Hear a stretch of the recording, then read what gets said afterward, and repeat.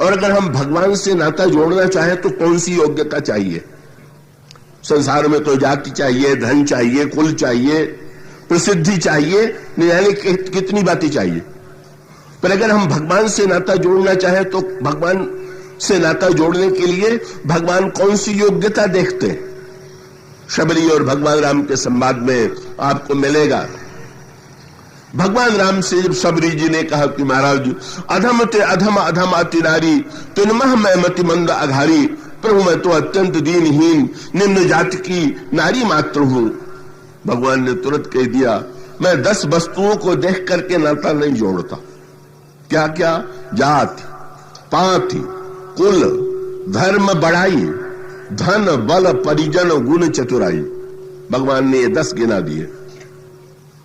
आपने गोस्वामी जी का जो साहित्यिक गणित वाला व्यंग है उस पर ध्यान दिया?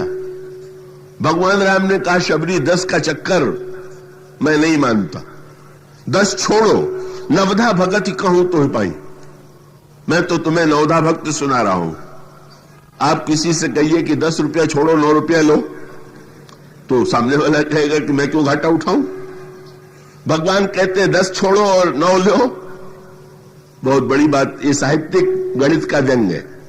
और उसका अभिप्राय क्या कि बड़ा अंक 9 है कि 10 है?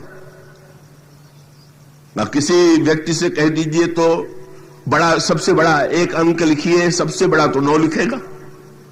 आप कहिए 2 अंकों की सबसे बड़ी संख्या लिखिए तो फिर वो 2 बार 9 लिख देगा। आप कहिए 3 अंकों की सबसे बड़ी संख्या लिखो तो 3 बार वो 9 लिख देगा। इसका अर्थ क्या हुआ कि 10 का बड़प्पन नकली है और 9 का बड़प्पन असली है। ये 10 के बड़प्पन को जरा पहचान लीजिए। अंक में बड़ा तो था सबसे 9 और 2 अंक जो थे वो सबसे छोटे थे। कौन? या तो 1 या 0। तो जब उन लोगों ने देखा कि 9 सबसे ऊंचा हो गया तो दोनों को ईर्ष्या हो गई और दोनों ने कहा कि हम दोनों मिलकर के खड़े हो जाएं और 10 से आगे, 9 से आगे बढ़ जाएं। 10 माने 1 और 0 का समझौता। मानो गोस्वामी जी कहते हैं कुछ लोग 0 के द्वारा बड़प्पन अपने आप को बड़ा बनाने की चेष्टा करते हैं जैसे 10।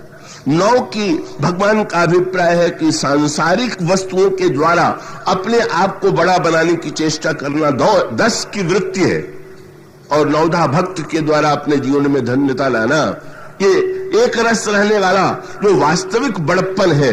भगवान कहते हैं मैं इन वस्तुओं के द्वारा नाते नहीं जोड़ा करता। शबरी जी ने पूछ दिया, तो महाराज आपसे नाता जोड़ने का क्या उपाय है? भगवान ने तुरंत बता दिया, कहा रघुपति सुनु भामिनी बाता, मानो एक भगति का नाता। मैं तो एकमात्र भक्ति का नाता मानता हूं। और इसको सरल भाषा में कहें तो इसका अभिप्राय यह है कि ईश्वर से नाता जोड़ना हो तो भक्ति कीजिए, भक्ति का आश्रय लीजिए। बिना भक्ति का आश्रय लिए भगवान से नाता नहीं जोड़ा करता। जब शूर्पणखा ने कहा श्री राम से कि मैं तो नाता जोड़ने आई हूं, तो श्री राम ने श्री किशोरी जी की ओर देखा, बोले नाता तो इन्हीं के नाते से मैं जोड़ता हूं। श्री सीता जी मूर्तिमती भक्ति भी तो है।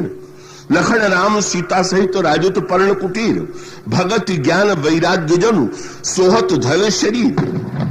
जब भगवान राम ने शूर्पणखा के विवाह के प्रस्ताव पर जनक नंदिनी सीता की ओर देखा तो भगवान ने देह नगर की नकली सुंदरता को विदेह नगर की सुंदरता की ओर दृष्टि आकृष्ट किया।